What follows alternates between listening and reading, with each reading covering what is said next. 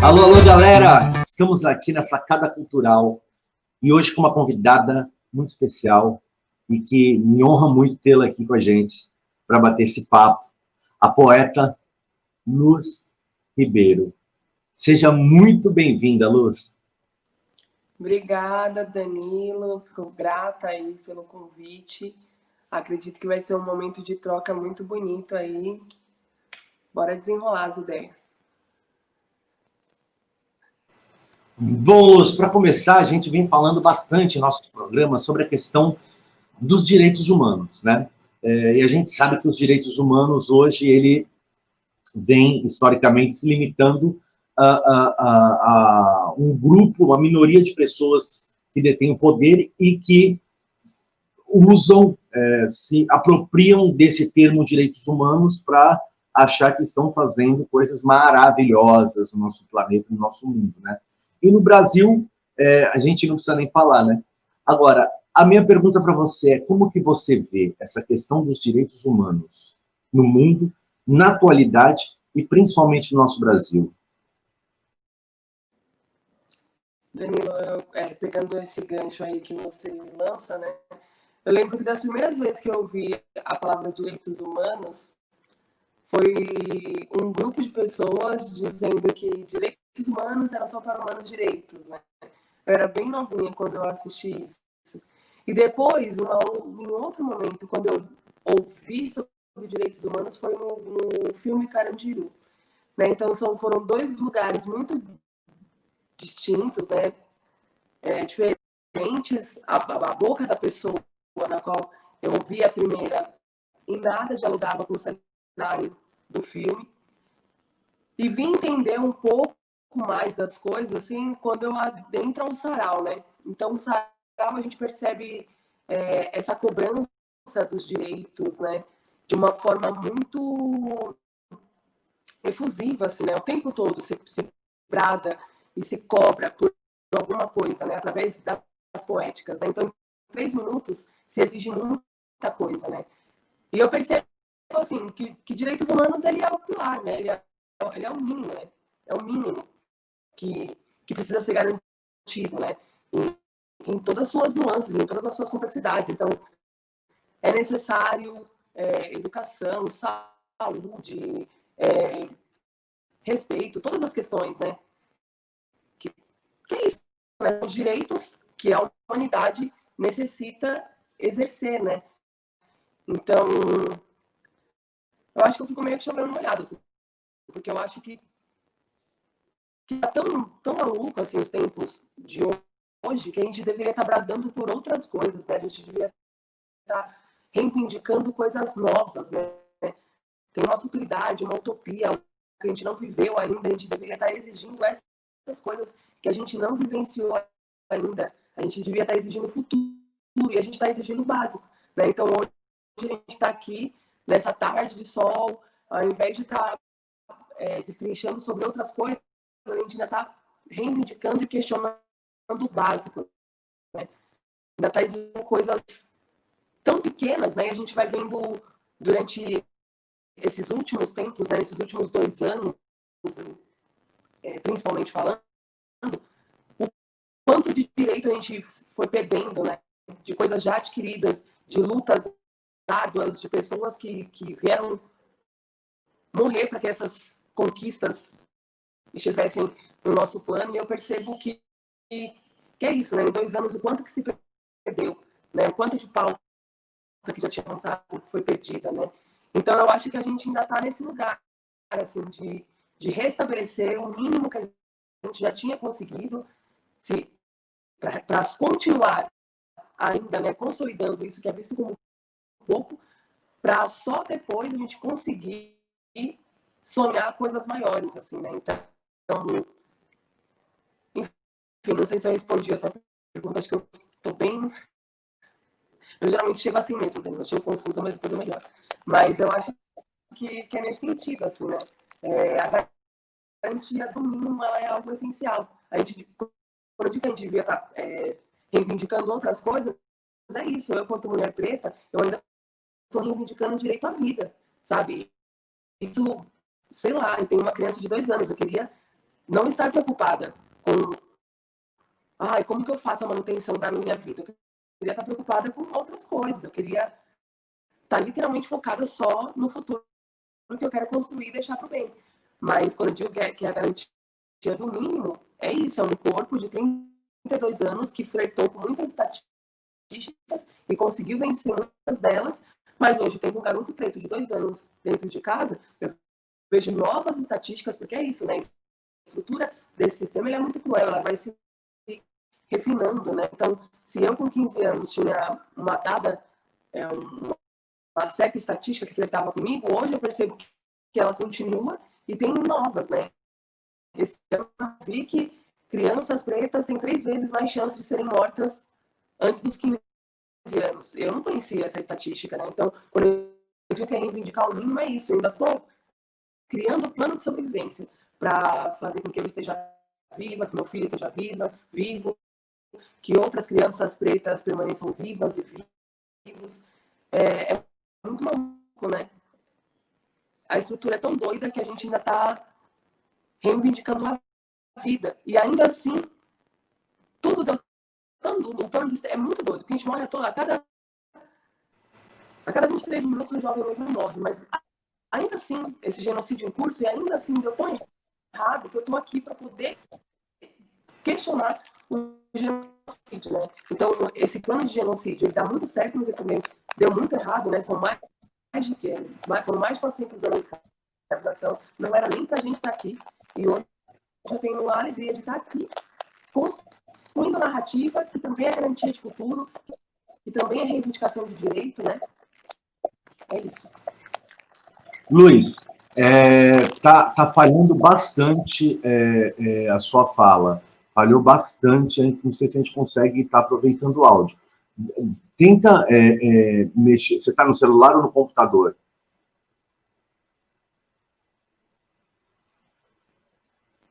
Entrar pelo computador? Não, você está no celular ou no computador? Eu estou no celular. Então, tenta dar uma mexida nele para ver se pega a conexão melhor, porque está falhando a imagem, está falhando o áudio. Está falhando muito. Assim, dá para... Você acha que eu saio e entro de novo? Vou ver se eu consigo pegar o celular. Faz isso. Aqui. Faz isso.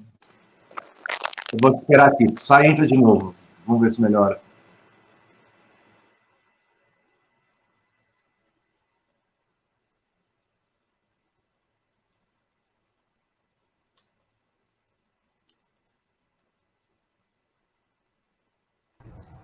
Viu, Danilo?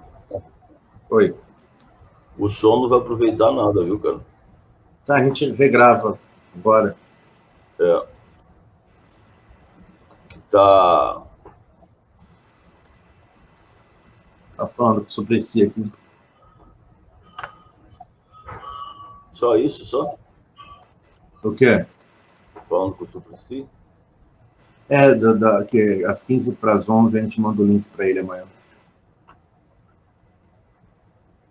Vamos ver se ela consegue entrar aqui.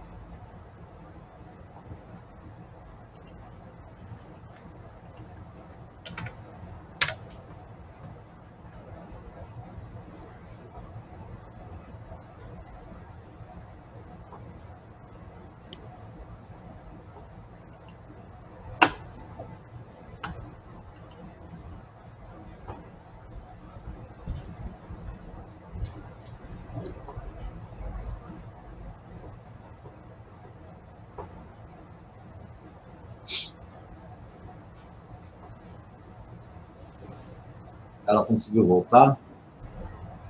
Não.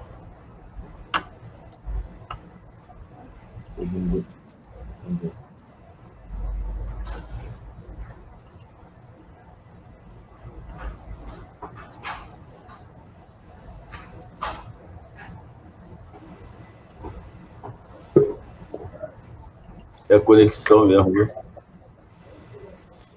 Fala um pouco, Luiz. Fala um pouco. Eu mudei de aparelho aqui. Esse aparelho, a resolução dele não é nada boa, mas eu tô achando que é o meu celular que tá com algum problema também. Ah, agora a voz está ótima. A sua voz está ótima, você não pode ficar de frente para a janela, você tem que ficar contra a janela. Para a luz da janela bater no seu rosto.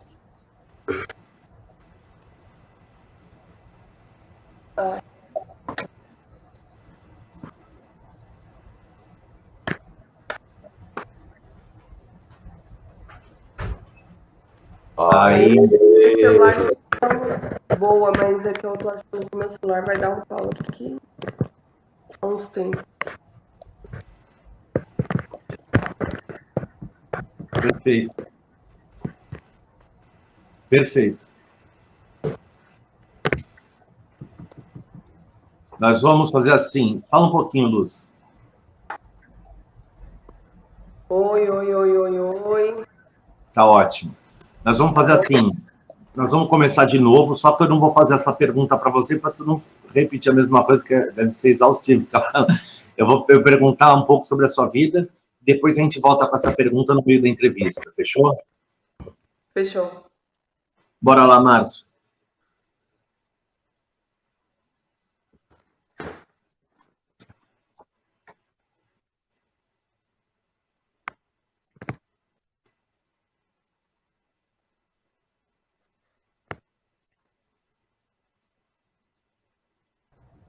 Tá gravando. Peraí.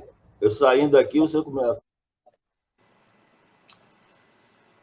Olá, estamos aqui na Sacada Cultural e hoje temos uma convidada para lá de especial que me honra muito ter conosco.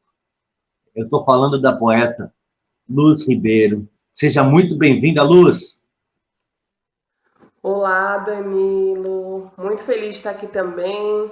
Muito ansiosa por essa troca aí. É sempre bom, nesse momento da história, ter a oportunidade de colocar a nossa narrativa no jogo. Então, estou feliz aqui para poder comungar essas falas todas aí com você. Legal. Ô, Luz, agora vamos começar esse papo aqui, você contando um pouco para a gente sobre a sua história, sobre a sua trajetória, sobre como foi formada Luz Ribeiro nessa vida. Ai, então, eu sou nascida e criada na zona sul de São Paulo, tanto que eu tenho um sonho, né, meio Mano Brown, assim, né? Eu quero localizar o Jardim Souza no mapa, da mesma forma que todo mundo sabe que é Capão e a gente sabe que foi o Brau que localizou. Eu quero que um dia as pessoas saibam aonde é o Jardim Souza e que eu seja responsável por isso. Então, eu moro na Zona Sul desde sempre, né? Eu tenho 32 anos, atualmente eu moro aqui no Capão, mas morei quase a vida toda no Jardim Souza. E trabalho com poesia, teatro, e percebo que eu sempre gosto de imaginar o que seria da minha vida se eu não tivesse adentrado naquela quarta-feira quente de março de 2012 no Sarau da Cooperifa, né? Provavelmente eu não estaria aqui comungando esses saberes, trocando, né? Na verdade, não é nem comungando, é trocando esses saberes com você, Danilo, porque eu vejo que é quando eu adentro no Sarau da Cooperifa, também aqui da Zona Sul, que eu vou entendendo eu como sujeito político, vou entendendo o meu corpo como político, vou entendendo a importância de se construir narrativas nesses tempos, de reconstruir as narrativas que foram escritas até agora sobre mim, né? Então eu percebo o quanto, se todo mundo tem voz, por que, que nem todo mundo está usando a sua voz? E aí, entendendo que a minha voz é uma voz importante, que eu adentro, né, na poesia e começo a fazer textos e participar de saraus, de slams, E como eu acho mesmo, assim, que eu sou muito sortuda, meu pai, Oxalá, me ama, ele jogou, assim, ó, jogou no meu colo o coletivo Legítima Defesa, porque eu não fui atrás, caiu, assim, de presente no meu colo, que é o lugar aonde eu mais aprendo sobre futuridade, assim, né? É estando no coletivo Legítima Defesa que mesmo diante de todo esse caos, diante de todo esse cenário político conturbado que a gente vive, mesmo com todo esse plano genocida em curso, mesmo com todas essas questões não boas, é dentro do coletivo Legítima Defesa que eu rememoro uma frase de Maya Angelou que fala que eu sou o sonho e a esperança dos antepassados. Então é ouvindo pensadores e pensadoras negras, negros e negres, entendendo potência em pessoas que se parecem comigo, que eu compreendo mesmo assim da importância da minha fala, dessa fala que é semente, que talvez ela não germine agora, ela vai germinar lá na frente, né? Então, eu não sei nem dizer, assim, mas eu sou Luz, filha da Noélia, do Antônio, irmã da Heloísa, tenho um bebê de 2 anos, sou casada com o Gilberto, e percebo que a poesia é o meu lugar de cura, de revide, de proteção, é através da poesia que eu me aproximo da divindade também, é através da poesia que eu consigo expurgar muitas coisas, e é por totalmente culpa da poesia de eu estar viva hoje, né? Quando eu digo que eu flertei com a morte algumas vezes, isso não é uma imagem, né? Não é uma composição poética, isso é literal, isso é real. Mas a palavra ela me salvou muitas vezes, claro, né? Com o auxílio de uma boa psicóloga também, uma boa Yalorixá, mas assim, a palavra também é um bom caminho para que eu permaneça viva, assim. E acho que, eu não sei, eu nunca sei falar muito sobre. Eu só escrevo em primeira pessoa, Danilo, mas eu acho muito difícil falar sobre mim.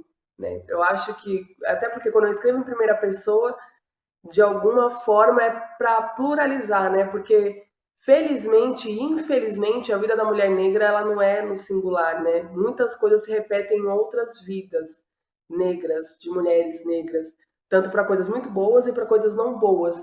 Então eu escrevo muito em primeira pessoa, mas no intuito de pluralizar, para que cada vez que as mulheres pretas leiam em primeira pessoa, elas reconheçam aquele texto como delas também. Mas toda vez que eu tenho que realmente falar sério de mim, eu sempre fico bem confusa. Acho muito difícil falar de mim. Não é fácil, é praticamente uma autobiografia, né, Luz? Assim, a gente consegue falar, talvez, de todos os coletivos que a gente participa, das coisas que a gente vem fazendo, mas quando a gente começa a falar sobre a gente, é muito difícil, né? Eu também sinto muitas vezes essa dificuldade de falar. Agora, você tem livros, né, poesias, uma obra rica, na verdade, que traz consciência para uma sociedade que está, eu posso falar, doente, né? Que está doente, que tem uma dívida histórica com toda uma ancestralidade, né? E um momento que a gente vive, principalmente no Brasil, onde, historicamente, isso acontece de tempos em tempos, principalmente na América Latina, que o ciclo vai rodando o mesmo ciclo, né? Ora, esse ciclo as pessoas saem do armário. Saem do armário quem? Fascistas, machistas, racistas, que vêm sem o menor pudor e sem a menor vergonha, né, para a sociedade, expondo todo o seu ódio de classe, né? Um ódio de classe, acaba sendo uma luta de classe. E você vem nessa resistência através da poesia.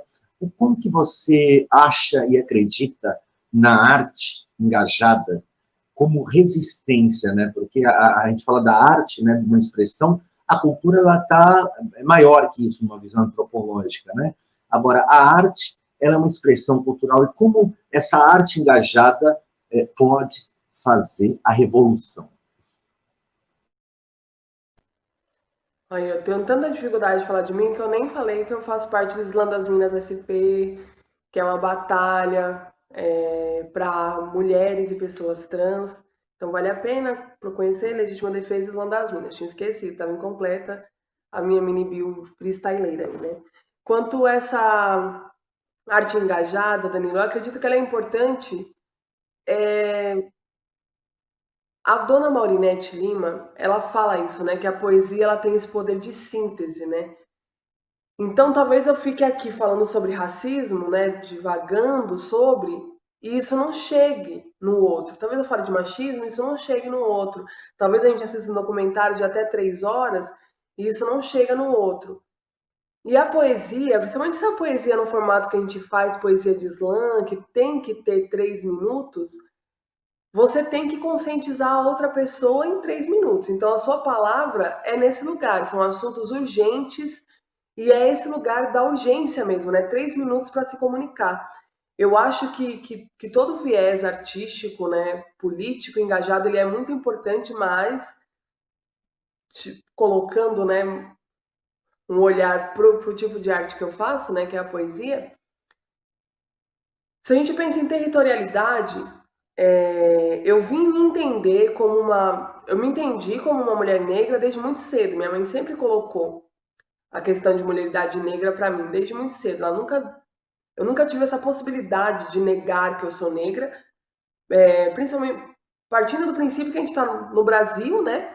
E raça ainda é aferido, não deveria só, mas ainda é ferido por cor de pele. Então a cor da minha pele nunca deixou dúvida para as pessoas de que eu era negra. E para além disso, eu sempre tive uma mãe reforçando que eu era negra e porque eu sou negra, eu tinha que fazer algumas coisas, né? Então, que não é bom. Eu espero que eu não replique o mesmo discurso para o meu filho, né? Mas é isso, a mãe do Brau disse, a minha mãe disse, provavelmente a mãe do meu esposo disse, a mãe do Eugênio disse para ele, e muitas mães foram dizendo, mas que, filho, por você ser preto, você precisa ser 2 vezes melhor. Então, essa consciência de raça eu sempre tive, quanto uma mulher negra. Mas a importância de ser uma mulher negra eu só tive a ciência quando eu adentrei no sarau, em 2012, né? Então é muito recente, não tem nem 10 anos que eu percebo a importância de construir a minha narrativa, de construir a dialética, né? De colocar novas palavras, novos verbetes na história que já está posta. Então essa arte, eu vou falar muito da poética, porque é a que eu talvez domine um pouco mais, ela é muito importante, porque é isso, talvez se eu tivesse adentrado num sarau com 14 anos, eu teria reconhecido a minha potência de mulher preta aos 14 anos.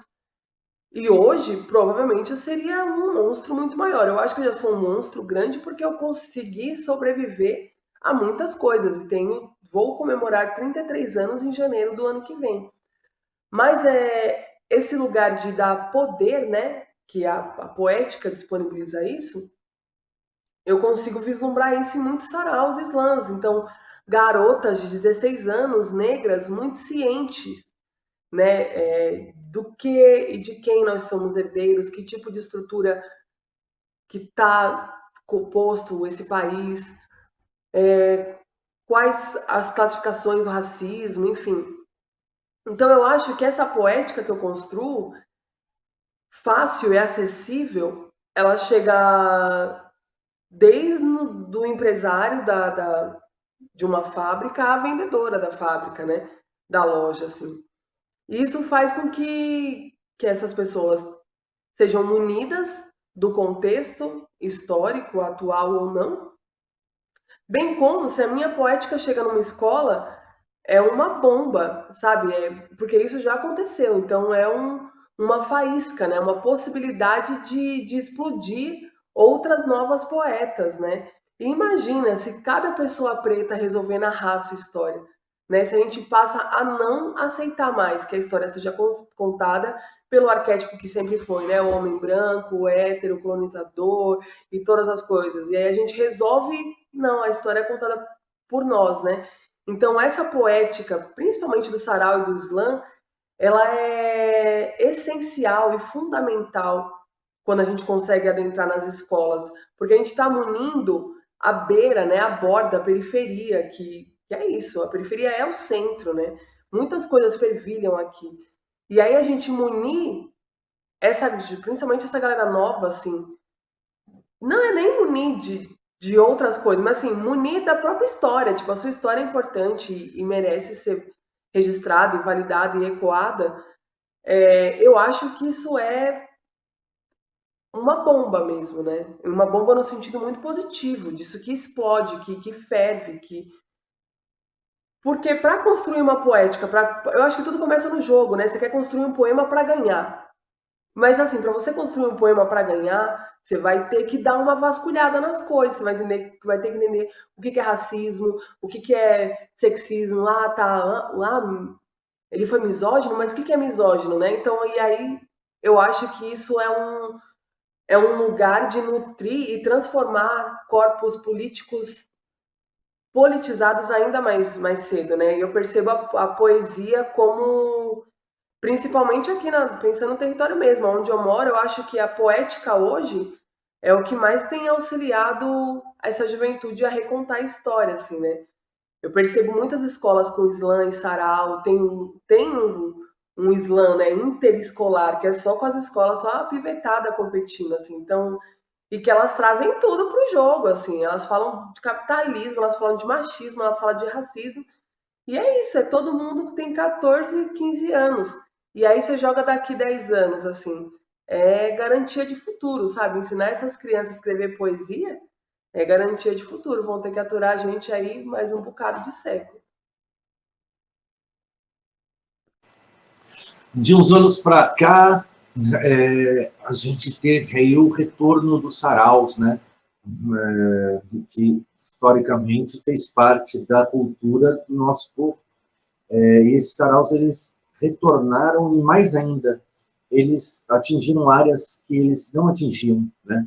Que eles eram como elite, né? Eles tinham uma coisa bem elitizada. E hoje ele cada vez mais vai se popularizando. E junto com o sarau veio essa questão do Islã, né? A força do Islã, né? E que atingiu e atinge pessoas de diversas classes, de diversos segmentos, né? Eu mesmo fui convidado uma vez para participar de um Islã, participei, obviamente não venci, mas foi assim, conhecer esse universo para mim, estar ali, entender o que estava acontecendo ali, aquilo foi uma aula, né?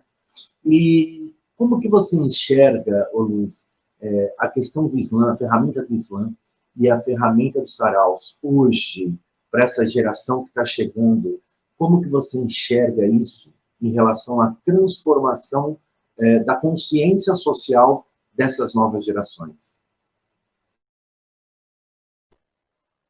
Danilo, eu acho mesmo, assim, o sarau e o slam uma ferramenta, uma tecnologia muito preciosa, porque a gente vive numa sociedade capitalista onde é difícil a gente instaurar qualquer coisa, erguer qualquer coisa. E tanto o sarau quanto o slam, o recurso financeiro para que isso ocorra, ele é de zero a um custo, até um custo muito baixo, assim, né? A gente costuma brincar que, quer fazer um slam? Se você consegue reunir poeta, tem alguém para apresentar, alguém para calcular as notas e medir o tempo, já tá. Ou seja, você mais duas pessoas, você instala um slam com uma condição incrível. Fantástica. Aí você pode até meter a quarta pessoa, que você até faz um sonzinho, tá? Já tira uma onda. Mas assim, pensando numa sociedade capitalista, você conseguir criar uma ágora quase que com valor monetário zero, isso é muito importante. Porque se eu chegar ali na rua de baixo e falar para os moleques que nós vamos fazer um sarau, isso é totalmente possível. A gente vai fazer na rua, como muitos dos nossos slams estão estruturados no país.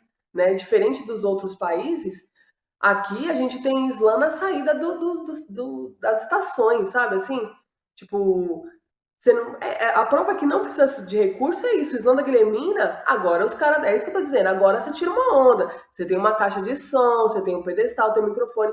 Mas eu fui no slam da Guilhermina, quando eu comecei em 2012, não tinha nada desse recurso. E a gente gritava e competia com ônibus e colocava a narrativa no jogo. E tava lá. Então, assim, eu acho que é um lugar de autoestima até que a gente mexe, sabe, Danilo? Porque eu sou uma mulher de 32 anos, às vezes eu acabo sendo repetitiva, mas eu acho que é um jeito de ir construindo as coisas. Eu tenho 32 anos e durante muito tempo eu achei que eu era uma pessoa, que eu era burra, né? O meu conhecimento foi tão tolhido assim, ou pouco quisto, ou pouco valorizado, valorado, que eu cresci com esse imaginário de que eu não tenho saber intelectual para passar. E quando eu chego no Islã e começo a fazer uma poesia e eu vou vendo, tipo, eu organizei as questões do racismo em uma poética e tirei 10, isso mexe com a autoestima. Isso eu, uma mulher que hoje tenho quase 33 anos.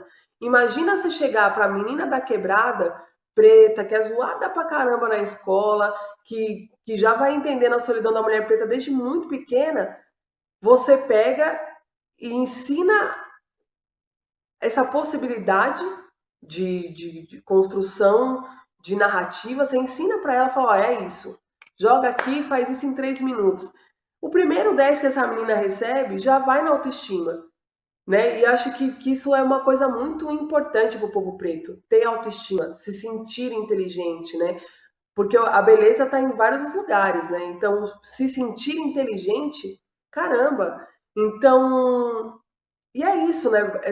É que são muitas coisas que a minha geração tá moldando ainda, né? Então eu percebo que não, infelizmente, não é uma questão só minha, né? Eu tenho questões com autoestima muito nesse lugar da inteligência, assim, de estar duvidando, mas será que isso é interessante? Será que isso, poxa, e de ficar se cobrando? Durante muito tempo eu pedi desculpa pelo tipo de resposta que eu dava, mas ao mesmo tempo é isso, ninguém nunca me deu um microfone. E o microfone é isso, numa sala da empresa que eu trabalhava, ninguém nunca deixou eu falar. Você começa a falar, de repente, tá.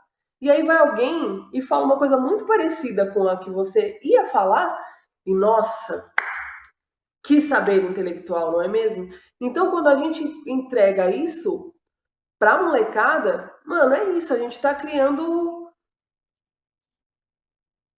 futuro, né? Garantindo o futuro. E é o futuro nesse lugar, né? De saber. Então, eu acho que cada vez mais a gente tem se colocado nesse lugar de levar o sarau, de levar o Islã nas escolas, por conta de não precisar de muitos recursos financeiros e ser um lugar que vai chegar diretamente na autoestima, né? E de colocar, eu ia usar uma palavra que eu nem gosto de usar agora, mas assim, de dar o poder para essa molecada de que elas podem contar a própria história, porque eu, durante um bom tempo, todas as histórias que eu lia, eu lembro que a primeira vez que eu li um livro que me fez querer ser escritora foi o livro da Clarice Lispector, Hora da Estrela.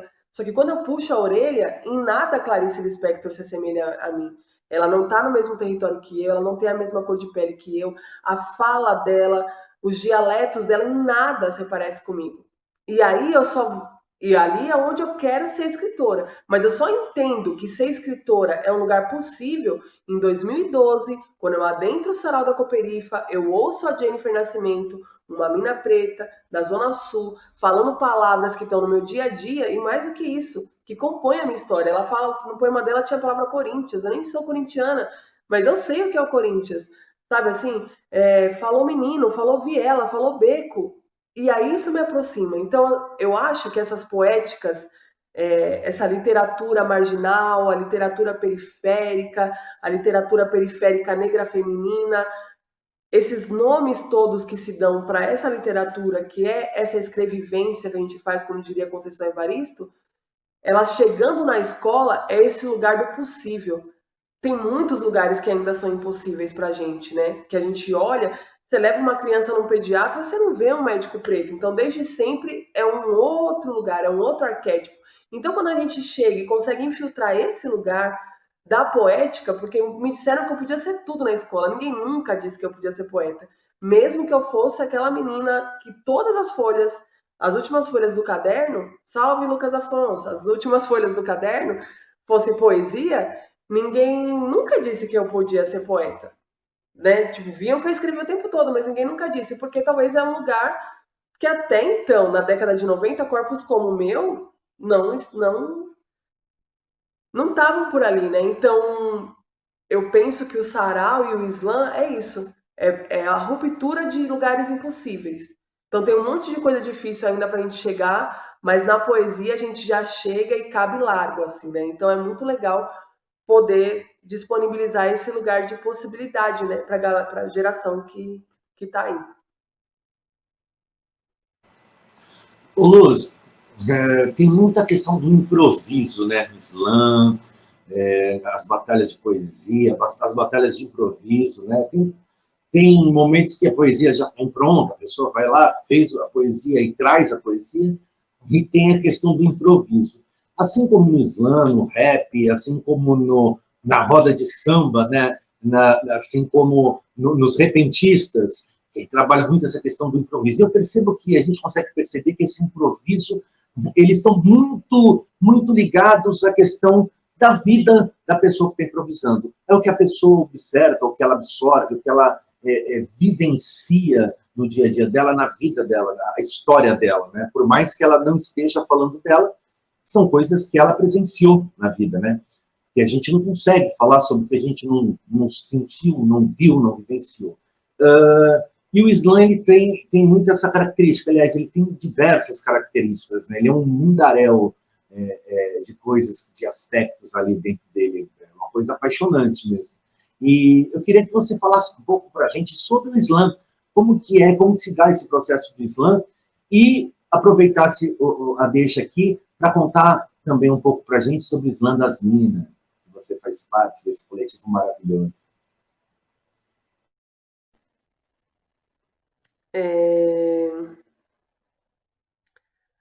Sobre o Slam das Minas, né? Vou começar pelo Slam das Minas. O Slam das Minas, ele surgiu em 2016 e ele surge como um braço, né? Então tinha já o Slam das Minas no Distrito Federal, e a gente já estava muito próximo das manas de lá, a Meimei, a Tati, estava entendendo e como que era importante. E em 2016 a gente estava num outro lugar ainda, né, de discussão de gênero. Eu acho que hoje a gente já avançou, a gente está num outro lugar. Mas em 2016 a gente ainda estava brigando pela mulher, para a mulher falar, né? A gente quer que as mulheres falem. E a gente foi percebendo que nos slams mistos, né, a gente chama de slam misto, assim, muitas poéticas elas não vinham para o jogo, né? Então, falar sobre orientação de gênero era muito difícil para uma mina, sei lá, para uma mina lésbica falar sobre afetividade num slam misto, assim, né? Em 2016. E aí, quando surge, foi depois do Slam BR de 2015 que, mais uma vez, ninguém ganhou, assim, né? A gente falou, não, a gente tem que... Como que a gente vai ganhar um Slam BR? Tendo mais mina lá. Então, a gente vai fazer um Slam das minas, porque aí a gente garante mais uma mina na final. E aí, então, a princípio, o Slam das Minas ele surgiu com o intuito de garantir uma vaga no Slam BR. Era isso que a gente almejava. E, para nossa felicidade, isso acabou se tornando o menor dos planos, assim, né? Porque o Slam das Minas ele acabou virando esse lugar de acolhimento. Então, a gente, sobre essas narrativas que não estavam sendo postas nos outros slams, a gente começou a perceber que elas sempre surgiam no Slam das Minas. Então, muita afetividade, né? Uma mulher que ama outra mulher, entre outras coisas, né? Também vinha muito isso para o jogo, assim. E aí hoje a gente está com outras pautas, né? Então, o Slam das Minas ele continua se chamando Slam das Minas, mas ele não é o Slam das Minas. Ele é o Slam das Minas e das manes, sabe? Assim, porque é isso. Os corpos trans, sejam eles binários ou transmasculinos, eles também são muito bem-vindos no nosso espaço, né? A gente vai entendendo que mesmo eu, mulher negra periférica, sendo dissidente, né, tendo todas as minhas questões, se é que existe, eu ainda tenho um lugar de privilégio a ser exercido, né, que é a cisgeneridade. Então, percebendo o Slam de 2016 até agora, a gente vai vendo, né, o quanto outras narrativas precisam ser ecoadas, né? E aí isso eu aprendi com o Roberto Estrela Dalva, eu sempre falo que a gente não precisa dar voz para ninguém. Cada pessoa tem a sua voz. Então, o importante do Slam das Minas não é dar voz mas é de alguma forma ecoar essas vozes, né? E aí, pensando na importância do Islã, assim, as narrativas, eu percebo que é isso, né? São essas narrativas de denúncia, né? Tem muitas essas narrativas de denúncia. A gente tem muito medo, né? A maioria das pessoas que participam do Islã são corpos periféricos, corpos dissidentes. Então, a gente está o tempo todo jogando com a morte, assim, né? Tipo, barganhando para ver quanto tempo mais a gente consegue ficar por aqui, quanto tempo mais a gente permanece no AE, assim, né? Então são sempre falas muito urgentes, são narrativas sempre muito do agora, sabe? É isso que você tá falando. Então, muitas em primeira pessoa, né? Porque é isso também. Às vezes não sou eu que perdi um irmão, mas foi meu vizinho que perdeu e eu vi todo o ocorrido. Em algum lugar acaba sendo uma perda minha também. Então, e eu gosto muito de pensar que é isso, é como o Conceição Evaristo fala, né? A nossa escrevivência, mulheres negras escrevem muito em primeira pessoa. E acho que é o jeito que a gente descobriu de narrar os dias, né? E eu só consegui entender que eu escrevo muito eu, mas não é tudo sobre mim, quando eu comecei a ter algumas respostas de poesias. Então alguém falava assim, nossa, essa sua poesia dos meninos, meu, aconteceu isso comigo, aconteceu isso com a minha prima, nossa, essa sua poética sobre abuso, caramba, comigo aconteceu isso, isso, isso, isso. Então é por isso que eu falo até em um poema, né? Escrita bruta em primeira pessoa, acredite, é para pluralizar os temas, dilemas, teoremas. Então é nesse lugar, assim, né? Então eu percebo quando o Islã vem, né, junto com a onda aí do Núcleo Bartolomeu, Roberto Celadalva, as poéticas, elas eram nesse lugar, né, de reivindicação, de permanecer vivo, e hoje ela permanece, né, mesmo tendo aí seus 10 anos de Islã, ela permanece essa poética, mas também vejo outros corpos, né? Então, sei lá, eu que estou batalhando desde 2012, eu vou percebendo que, tipo, mano, é muito importante eu falar do moleque que morreu, mas é muito importante eu falar que tem pessoas pretas amando também. Isso é tão revolucionário quanto, ou até mais, né? Permanecer vivo, e amando, e sendo amada, e amade. Então, é isso, né? Eu percebo o Islã nesse lugar de não deixar a gente morrer, tanto no lugar físico quanto no imaginário, no intelectual também, né? Porque é isso, cada vez que eu falo um poema, muitas vezes na construção dos poemas, eu vejo isso em muitos poetas, você vai narrando outros nomes, a gente vai entendendo que a poética não se constrói sozinha, né? Tipo, a Taone Teodoro faz muito isso, assim, ela vai em vários poemas dela, ela vai soltando o nome de outras pessoas. Pessoas que não estão mais aqui, pessoas que ainda estão aqui. Né? Então, em algum lugar, a gente reivindica a nossa fala, mas a fala do outro também, né? Então, é uma luta para não morrer, mas não deixar quem já não está mais aqui morrer no plano das ideias e garantir para quem ainda vai vir, né? Então, o Islã e o Sarau, eu acho que ele vai ensinando a gente essas loucuras que é sonhar, né? E, ô Luiz, conta pra gente um pouco, na prática, como que é um slam, como que se dá um slam. A pessoa sai da casa dela e vai ver um slam, o que ela vai encontrar ali, como são as regras, como que funciona. Eu sei que tem campeonatos, teve agora, recentemente, né, estava tendo, eu estava até falando com a Tati, e estava tendo campeonato, né? Como que funciona na prática um slam? É isso. Então agora eu vou dar um mini curso com menos de 3 minutos como funciona o Islã. O Islã, de uma forma geral, ele é composto por poesias autorais, então não vale pegar um poema lindo da Conceição Evaristo, Maya Angelou e dizer que é seu, porque se tiver alguém lá na hora que sacar, você já é desclassificado. Então são poemas autorais com duração de até 3 minutos, sem acompanhamento musical, sem objeto cênico, é a palavra, o poeta é a palavra, e isso deve bastar. Então, para você participar, essas são as regras, assim. Simples, simplão.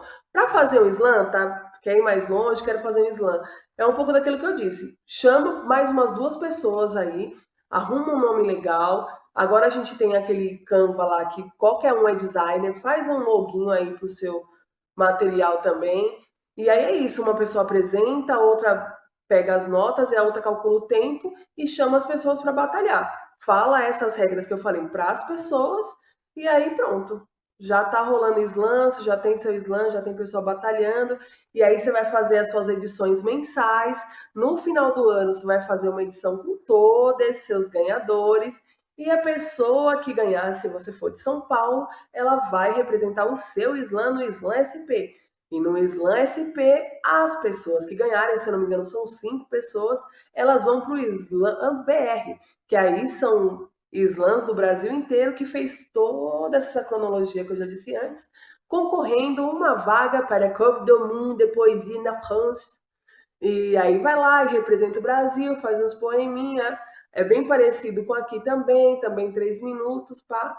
O adendo que eu vou falar mais é que aqui no Brasil a gente tem essas competições de até 3 minutos, mas nós é doido, né? Então a gente faz o nosso improviso.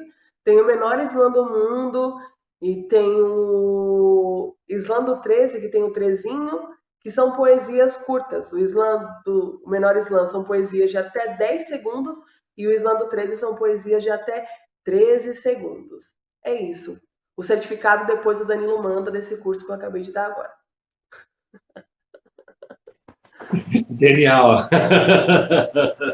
Vamos fazer um certificado para todas e todos que estiverem nos assistindo. Olha só, eu quero te pedir uma coisa, Luz. Eu queria pedir para que você falasse um poema seu. Posso falar. Vou falar. Eu vou fazer um poema. Eu sempre acho tão difícil escolher qual poema que eu vou fazer. Vou fazer um poema novo, né? Tempos insanos, nesse território há mais de 500 anos.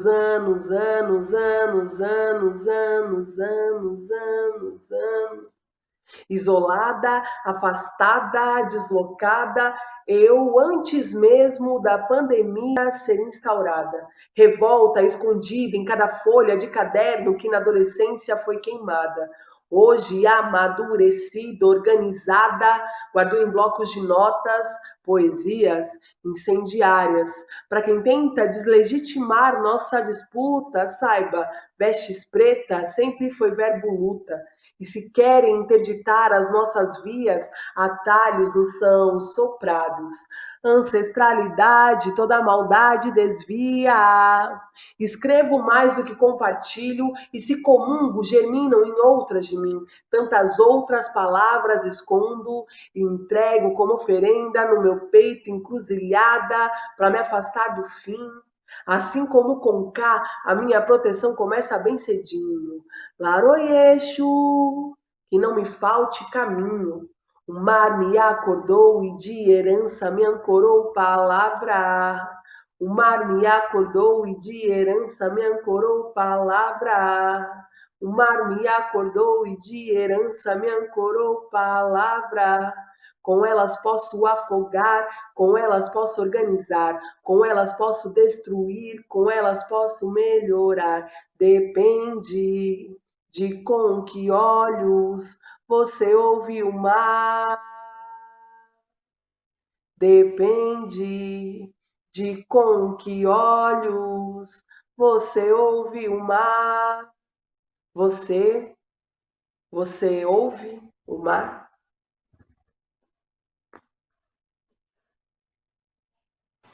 Genial, Luz, genial. Assim, é muito interessante que chega, quando é de verdade, né? A poesia ela tem uma capacidade de chegar, bater aqui dentro. É impressionante, assim, é emocionante esse processo. É genial. O slam, na verdade, eu acredito que todo mundo deveria ir conhecer. Tem slam em vários lugares, né? Cada vez mais vai acontecendo. E essa poesia você provavelmente fez dentro da pandemia, né? Porque você fala da pandemia, inclusive a pandemia que nos deixou confinados e confinadas dentro de nossas casas, impossibilitando, inclusive, eu sou músico, então eu tive que me virar aqui em lives, a gente começou a não ter o que fazer, né? Então, a gente começou a ter que entender essas novas ferramentas que estavam chegando, aliás, que já haviam chegado, que na pandemia elas se intensificaram, né? Então, entender essas novas ferramentas, se apropriar dessas novas ferramentas para a gente poder desenrolar e se comunicar com o público, com a população. E a pandemia, ela veio e intensificou isso cada vez mais e vem intensificando cada vez mais. Como que você vê nesse processo, essas novas ferramentas, esse processo de pandemia e as perspectivas que a gente pode ter, assim, na sua opinião, sobre daqui para frente? Será que voltaremos presencialmente? Ou ficaremos online? Ou os dois? Ai, Danilo, eu acho o início da pandemia, acho que foi o pior momento, que é onde a gente não sabia o que fazer, né? Porque geralmente, assim, artista autônomo, poeta, a gente fica sem trabalhar, eu, mulher, fico sem trabalhar mais ou menos de janeiro até março, aí em março começa a aparecer os trabalhos, por conta do mês do Dia Internacional da Mulher, e aí depois vai migrando, né, pingando, né, outros trabalhos. Eu lembro que nesse ano foi muito doido. Então, o primeiro trabalho mesmo, assim, de rua que eu fui fazer com o Islã das Minas foi o primeiro e último. Assim, pra você ter uma ideia. A gente fez o Islã na Casa das Rosas e foi o último trabalho que a gente tinha feito. Era o primeiro trabalho e foi o último trabalho que eu tinha feito durante um bom tempo, assim. Porque eu acho que a gente ainda não tinha entendido as possibilidades que poderiam ser construídas, né? E aí me percebo arrumando um novo trabalho, tipo, em maio, assim, né? Eu já tava doida. Eu que sou muito organizada com finanças, já tinha posto abaixo toda a minha organização. Eu imaginei, eu sempre calculo que eu vou ficar sem trabalhar até março, então eu arrumo a grana por esses meses, mas de repente ficar até maio, assim. E eu lembro que eu ainda fiz um trabalho, sabe esse trabalho que você recebe só depois de 60 dias? Meu Deus, que loucura. Enfim, só chorando um pouco das memórias, mas eu acho que foi muito ruim por várias coisas, né? Tipo, para eu que faço poesia, o meu elo de comunicação, de continuação de poesia é o outro, né? Então, se eu percebo que eu errei a mão em algum lugar, né? Ou eu fui para um lado que não pendi muito para um lado, eu devia ter ido para o outro, eu não tenho mais esse termômetro. O meu termômetro sou eu mesmo, assim, tô fazendo e tipo, acho que aqui eu fui demais, vou descer de novo aqui, né? E acho que agora tá muito esgarçado o tempo, vou acelerar. Mas eu não tenho mais o termômetro que é o público de olhar, porque é pelo. Você saca, né? Tipo, aquela cara assim, já falou poema demais. E aí você encerra e faz outra coisa. Eu não tenho mais isso. Mas foi muito bom no sentido de. Foi a primeira vez que o Islã das Minas, São Paulo, teve a participação de pessoas de outros estados. Então a gente conseguiu ter gente da Paraíba, da Bahia, do Acre, sabe assim? Do Acre não, tô mentindo. De Belém, Distrito Federal. E assim, a gente tinha conseguido fazer uma vez um evento interestadual, porque a gente conseguiu um parceiro, mas a gente ficou tipo um ano tramitando alguma coisa, tentando vender um projeto, que ficou tipo elas por elas, só porque a gente queria mesmo ouvir as narrativas de outros territórios. E aí, nesse ano, foi isso. Cada edição que a gente fazia tinha uma mina de um outro estado. Então, eu acho que esse recurso não vai esvair totalmente, né, as lives. Eu acho que a gente vai começar, talvez, a fazer isso que estão chamando de híbrido, né? Você vai para um lugar e aí tem algumas pessoas no estúdio e aí você grava e amplifica isso. Porque é isso, meu trabalho esse ano eu consegui... Nunca fiz um trabalho para a África. Esse ano eu consegui participar de uma live para Moçambique, assim, sabe? Então, são mais. Esse ano eu fui para Moçambique e Portugal, sabe? Tipo, quando que eu teria feito isso em tempos normais, assim, né? Então, eu acho que a gente não perde isso totalmente. Eu acho que voltam, né, as coisas presenciais, até porque é isso. Eu acho que a arte, né, ela precisa. Tipo, a gente do Legítima fez algumas ações na internet. E aí eu só conseguia pensar, meu, isso tá tão bonito na internet, mas imagina se tivesse público, sabe? Então são muitos desejos. Eu tô muito desejosa de voltar a fazer as coisas no físico. E a possibilidade que eu tive de fazer isso, as duas vezes eu fiquei extremamente desconfortável, porque eu já é um ano também só aqui na tela. E aí, de repente, tem 10 pessoas lá na plateia, eu não sabia o que fazer com aquelas 10 pessoas. Tipo, esqueci, juro. Quando voltou, eu falei, mas o que, que eu faço? Tô me olhando, tô errando o poema, tô nervosa, né? Mas eu estou ainda ansiosa para que tudo volte à normalidade. Mas eu acho que é isso. Muitas reuniões que a gente ia presencialmente, a gente entende que aqui funciona muito bem. Você chama todo mundo na reunião, aqui é mais fácil, sabe? Porque eu moro na periferia, então o meu deslocamento para o centro é no mínimo 1h20, né? E aí pode ser que o horário que eu consiga estar, uma das pessoas que precisam estar na reunião, eu já perdi o time dela no trânsito. Então eu acho que isso fica para algumas coisas. Eu acho que reunião isso funcionou muito bem, né? Porque você não tem a informalidade do e-mail, você está aqui, dá para fazer uma brincadeira, né? Eu faço brincadeira o tempo todo, dá para você soltar uma piadinha, dá para fazer, enfim, a pessoa está vendo você, né? Então eu acho que mesmo tudo isso passando, algumas coisas ficam, né? Essas coisas mais urgentes. Ah, a gente precisa fazer uma reunião. Então vamos fazer aqui. Não vou sair correndo aqui do Capão Redondo para chegar, sei lá, na Santa Cecília, porque eu vou ficar esbaforida. Então vamos marcar uma reunião. E é isso, tipo, ontem mesmo eu fui convidada para um trabalho e a moça falou: "Ai, mas eu preciso fazer uma reunião com você agora, às 15 horas". E era tipo 10 para as 2.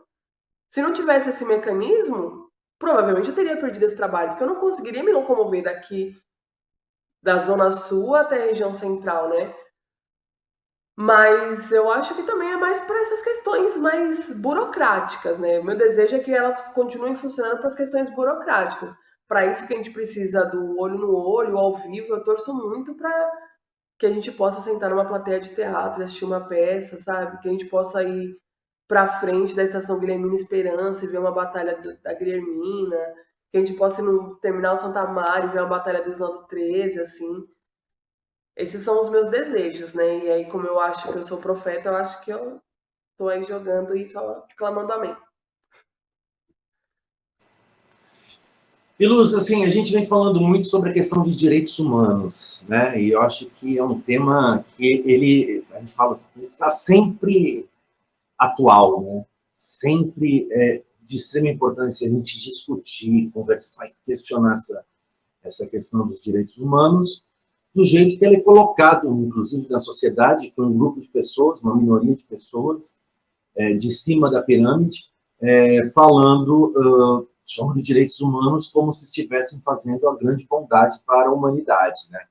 E a gente sabe que é aquela minoria privilegiada que traz essa questão. E não escuta aquelas pessoas que realmente falam, vivenciam as problemáticas dentro dessa questão de direitos humanos, né? Eu costumo falar assim, eu sou branco, hétero, olho claro, se eu estiver andando 3 horas da manhã, numa quebrada, eu não sou parado para tomar uma geral. Mas, com certeza, um preto que estiver andando numa quebrada às 3 horas da manhã vai ter muito mais possibilidade de ser parado para tomar uma geral do que eu, né? E isso é muito claro na nossa sociedade. Existe dentro da nossa sociedade, isso aí está estampado na cara de quem quiser ver, né? Agora, é muito nítido isso dentro da sociedade. Aí eu pergunto para você, direitos humanos, você acredita que toda essa questão de direitos humanos hoje, na atualidade, prevalece a quem?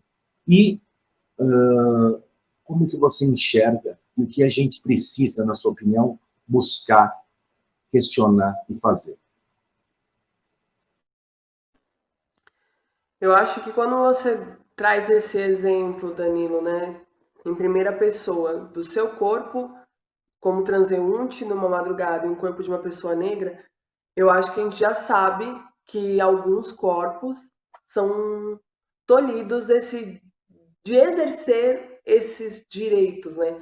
Principalmente o básico, né? Que é esse direito de ir e vir. Nem toda pessoa preta tem direito de ir, quiçá vir, né? Se tivesse, a gente não tinha tantos nomes soprando em nossos ouvidos. Se a gente tivesse minimamente o direito de ir e vir, a gente não saberia colar o nome na face do João Vitor, da Marielle, do Amarildo, da Cláudia, do Rafael Braga, sabe? Preta Ferreira, que aí eu não estou nem falando de corpos que tiveram a vida ceifada, mas assim, que não tiveram o direito de voltar, sabe? Então eu acho que um caminho, acho que é isso, né? Você não colocou, mas acho que já colocou, então eu concordo nesse sentido de que, infelizmente, não são todos os corpos que têm esses direitos assegurados. Muitos desses corpos que não têm esses direitos assegurados sequer entende direitos como direitos, né? E aí eu digo porque, assim, tá tudo tão fragilizado nessa estrutura que a gente tá tudo tão difícil, que é isso, a gente tava falando sobre coisas tão bonitas até agora e de repente a gente tá falando de uma coisa tão básica, né? Tão base, né? Que é isso, exigência de direitos humanos. Se vivemos numa humanidade, todo mundo deveria exercer dos direitos, né? De forma igualitária. Mas eu percebo que corpos que se assemelham ao meu, a gente ainda está reivindicando o mínimo, o básico do básico do básico do básico do básico. A gente podia estar, e tá, né? Mas a gente podia estar só reivindicando por uma casa, acesso à escola, acesso à alimentação de qualidade, mas a gente ainda está reivindicando o direito à vida, né? Há quanto tempo, eu não sei nem dizer assim, eu não sei mesmo assim, datar, mas na introdução dos Racionais já falava. A cada 23 minutos morre um jovem preto, né? Isso já foi denunciado há tanto tempo e essa estatística não muda. Há quantos anos essa estatística não muda, né? E pior, há quantos anos a gente acumula novas estatísticas, né? É isso, eu, uma mulher de quase 33 anos, eu percebo o tempo todo meu corpo flertando com essas estatísticas e muitas delas, uau, eu consegui romper muitas delas. Mas hoje eu sou a mãe de um garoto preto que tem só 2 anos. E eu vejo que o sistema e a estrutura é tão cruel que ela se renova. Com 15 anos, quando eu tinha 15 anos, eu não sabia da existência, eu acho que não tinha uma estatística que falava que crianças pretas têm 3 vezes mais chances de serem mortas antes dos 15 anos. Hoje, eu, que já tenho quase 33 anos, olho essa estatística e me preocupo, porque eu tenho sobrinhos pretos que não chegaram aos 15 anos, eu tenho um filho que não chegou aos 15 anos, eu tenho amigos que têm crianças pretas que não chegaram aos 15 anos, e vou entendendo que essa estrutura toda, ela tá aí com essa intenção de matar a gente, né? E aí é isso, num plano macro, né? Numa sociedade, numa totalidade, né? Então, quando você diz que não tem seringa para aplicar uma vacina, você quer matar toda uma sociedade. Quando você diz que é só uma gripezinha, é uma forma de querer matar toda a sociedade. Quando você fala em rede nacional que o racismo não existe, é uma forma de matar uma camada muito específica da sociedade. Então, cada vez que se nega que problemas existem, muitas coisas são mortas, né? Infelizmente, muitas coisas não são coisas, né? São pessoas. Eu preciso sonhar, Danilo, que em algum momento a gente vai usufruir desses direitos humanos, até porque é muito maluco, mas a minha vida mudou muito em menos de 3 anos, né? Ter uma criança preta, se eu acordo e não consigo acreditar no futuro, eu tava muito doida quando eu engravidei. Então, assim, eu preciso acreditar, né? E acho que esse caminho vai vir, é isso, né? Não é que eu tô querendo te constranger, viu, Danilo, quando eu falo que, infelizmente a história ela foi construída através da fala do homem branco hétero, rico.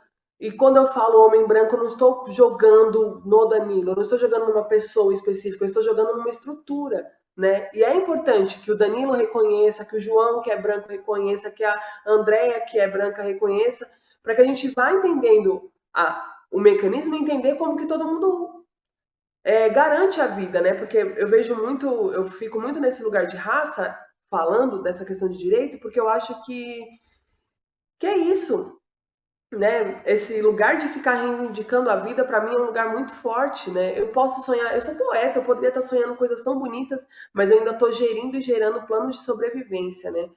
E acredito que os direitos humanos para todos vai vir quando a gente tiver conseguir enxergar cada pessoa como um indivíduo, individual, né? Todas as questões de uma forma muito individual.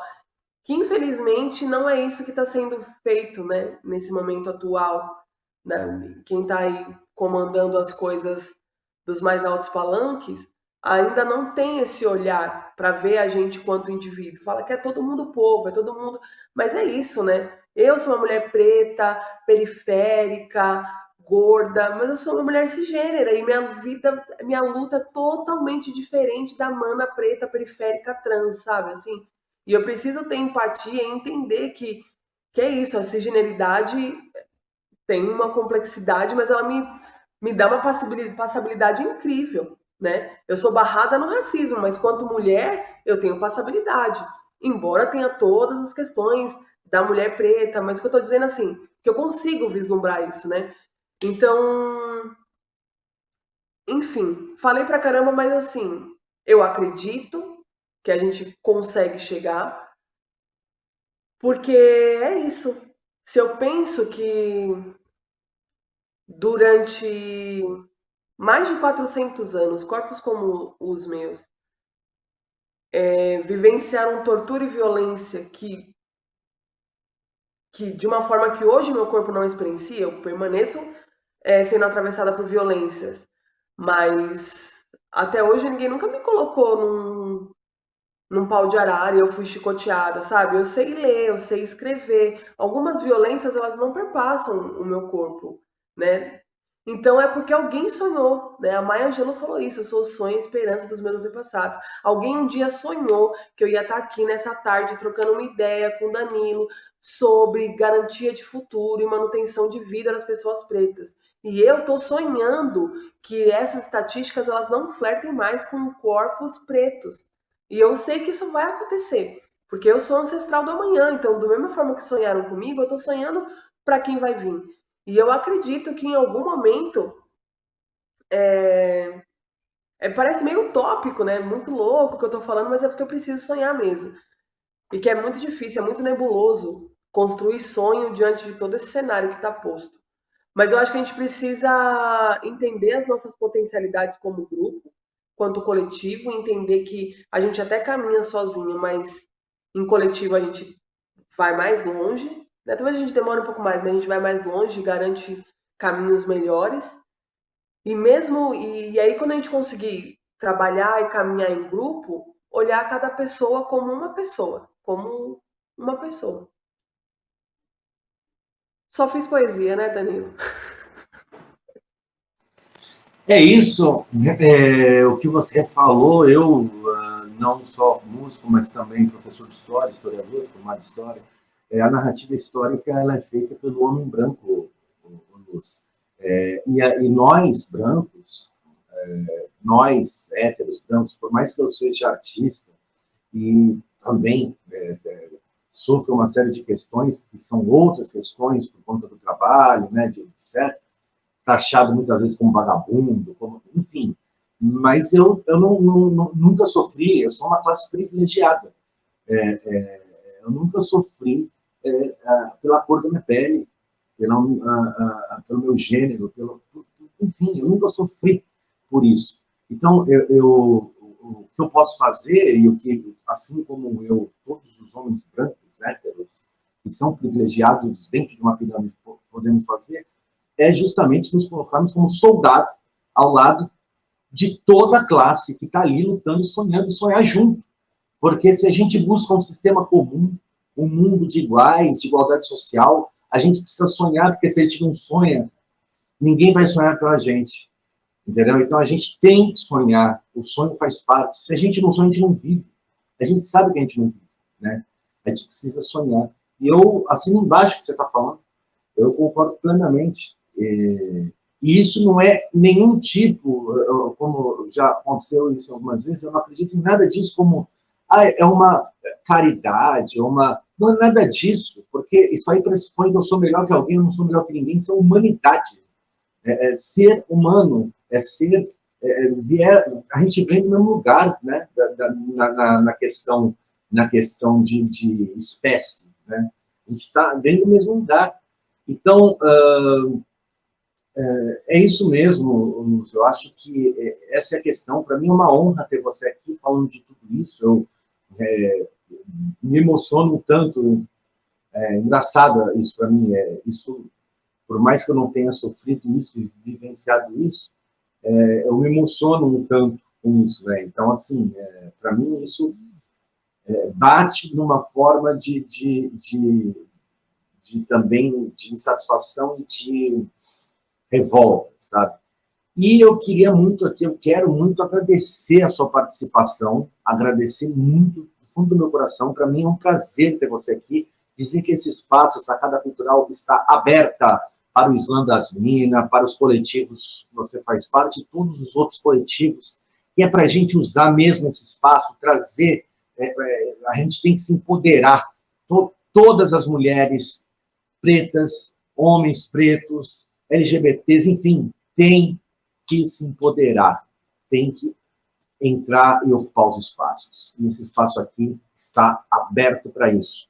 E eu quero agradecer muito a sua presença e pedir para você terminar uma de suas maravilhosas poesias. Obrigada, Danilo, pelo convite, pela troca, foi muito especial, muito importante. Então, vou fazer um poema, então.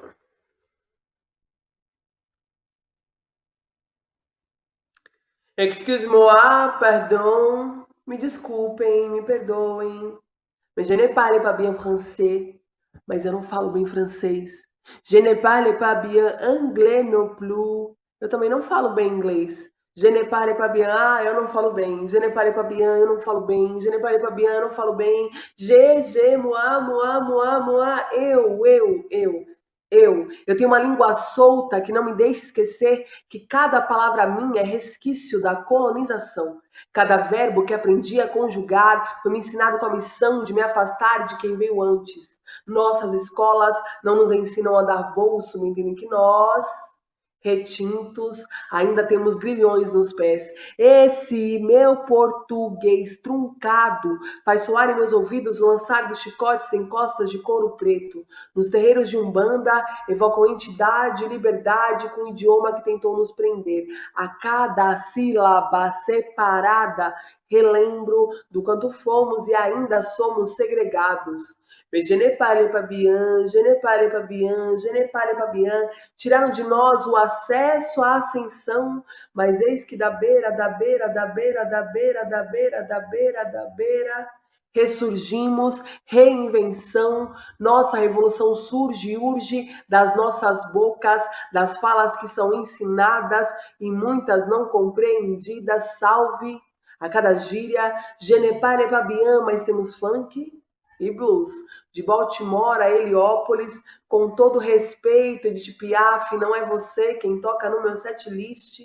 Eu tenho dançado ao som de Cole, Cole, Cole la petit, Cole, Cole, Cole la petit, je ne parle pas bien. O que era arma de colonizador virou revide de ex-colonizado.